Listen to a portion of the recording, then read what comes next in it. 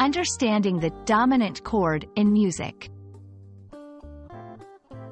Hello, everyone. Welcome to our English language learning series. Today, we're going to explore a fascinating concept in music theory, the dominant chord. This is a term often heard in music classes, and understanding it will not only enrich your musical knowledge but also enhance your English vocabulary in the realm of music. So, let's dive in. Before we delve into the dominant chord, it's essential to understand what a chord is in music. A chord is a group of notes played together, creating a harmonious sound. Chords are the building blocks of most musical compositions and play a crucial role in determining the mood and tone of a piece.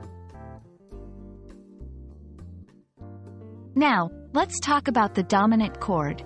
It is typically the fifth chord in a diatonic scale. For instance, in the key of C major, the dominant chord would be G.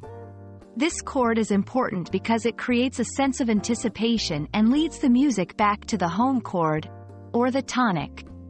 The dominant chord is often referred to as the V chord in Roman numeral analysis.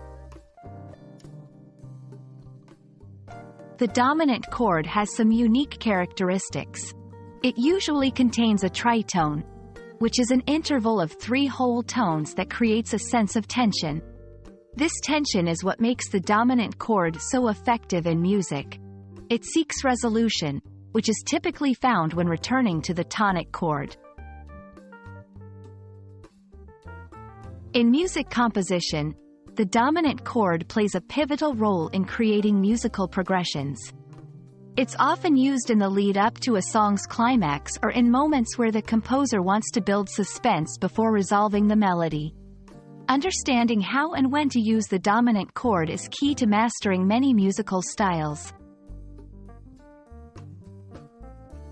And there we have it. We hope this explanation has helped you understand what a dominant chord is and its importance in music. Remember, music is not just an art but also a language, and learning terms like the dominant chord helps in understanding this beautiful language. Thanks for watching, and see you in our next video.